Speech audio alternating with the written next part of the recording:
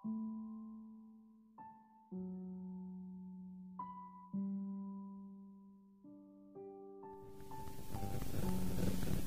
bersyukur kepada Tuhan. Sebenarnya yang kita peringati pada hari ini adalah Yohanes 3:16, di mana dikatakan karena demikian Allah mengasihi isi dunia ini sehingga dikaruniakannya anaknya yang tunggal itu, supaya barang siapa yang percaya kepadanya tidak binasa, melainkan beroleh hidup yang kekal. Barang siapa yang percaya kepadanya, siapa saja yang percaya kepadanya, siapa saja termasuk kita semua yang berhimpun di sini, apapun latar belakang saudara, suku, agama saudara, berita bagi saudara, Allah Bapa mengasihi saudara dan Dia tidak ingin saudara binasa.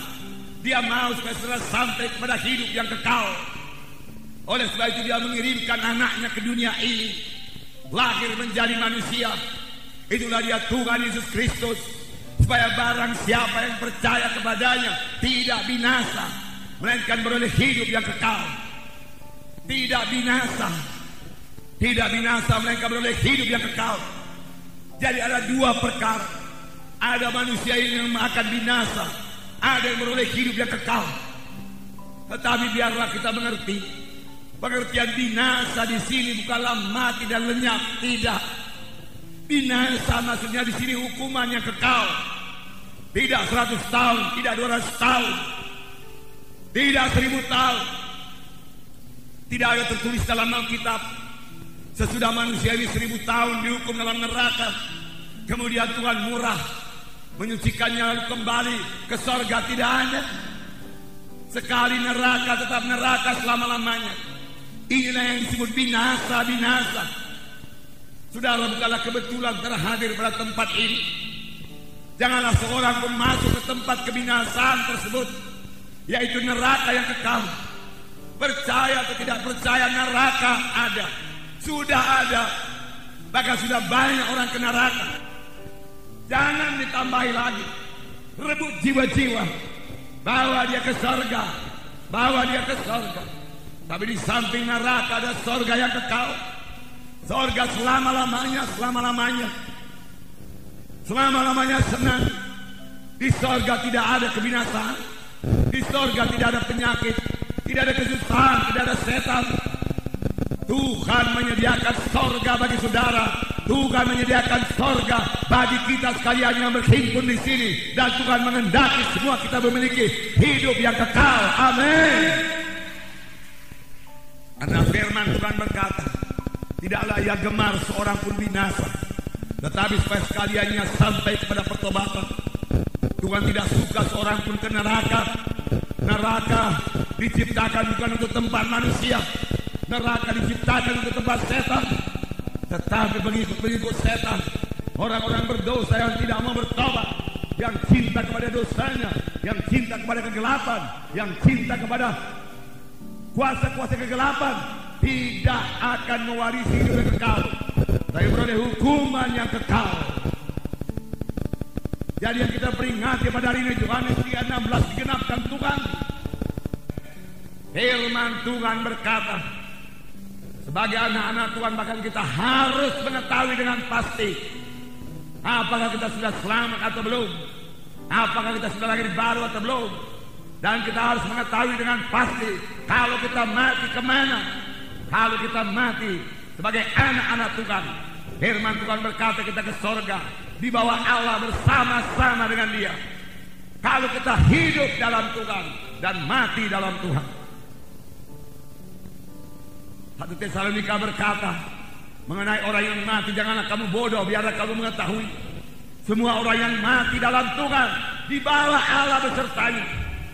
Keselamatan ditentukan oleh hubungan pribadi kita dengan Yesus. Keselamatan jiwa, keampunan dosa, lahir baru, hidup yang kekal, semua itu sejalan, bukan ditentukan oleh pencatetan nama di gereja. Firman Tuhan berkata dalam 1 Yohanes pasal 5 ayat 11 dan 12 dikatakan,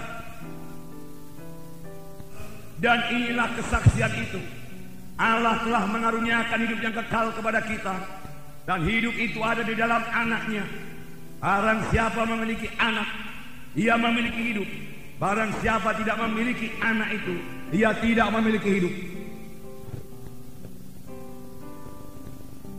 Semuanya yang dituliskan kepadamu supaya kamu yang percaya kepada nama anak Allah itu tahu ataupun mengetahui bahwa kamu memiliki hidup yang kekal. Di sini dikatakan, inilah kesaksian itu. Allah telah mengaruniakan hidup yang kekal kepada manusia ini. Tetapi siapakah yang selamat? Siapakah yang menerima karunia itu? Di sini dikatakan, barang siapa memiliki anak. Anak ditulis dengan huruf besar. Maksudnya bukan keturunan. Bukan maksudnya barang siapa yang memiliki keturunan dia memiliki hidup yang kekal. Tidak. Maksudnya di sini barang siapa yang memiliki Yesus, ia memiliki hidup yang kekal. Barang siapa tidak memiliki Yesus, ia tidak memiliki hidup yang kekal. Rasul Yohanes berkata, supaya kamu mengetahui bahwa kamu sudah beroleh hidup yang kekal, yaitu kamu yang percaya kepada nama anak Allah Yesus Kristus. Supaya kamu mengetahui. Sidang pertama, semua mengetahui dengan pasti bahwasanya dia beroleh hidup yang kekal. Itu sebabnya kepada sidang pertama, mati martir tidak menjadi persoalan. Dia tahu kalau dia mati martir, itulah dia berjumpa dengan Tuhan dan Juru Selamat. Kehidupannya tidak akan berhenti. Kehidupan saudara juga tidak akan berhenti. Barang siapa yang memiliki Yesus, dia memiliki hidup. Barang siapa tidak memiliki Yesus, dia tidak memiliki hidup yang kekal. Jadi keselamatan jiwa bukan tergantung dari kebaikan saudara. Firman Tuhan berkata, kebaikan manusia ini, kejujuran manusia ini hanya sebagai kain lapuk di hadapan Tuhan. Memang sesudah selamat, saudara harus bertobat. Harus bertobat. Dan sesudah kita selamat, yaitu sesudah kita menerima Yesus sebagai Tuhan dan Juru Selamat kita sanggup melawan dosa itu. Mengapa? Karena kita tidak sendiri lagi. Ada Yesus dalam hati kita. Kita tidak sendiri. Ada Yesus dalam hati kita. Amin, saudara. Ada Yesus dalam hati kita.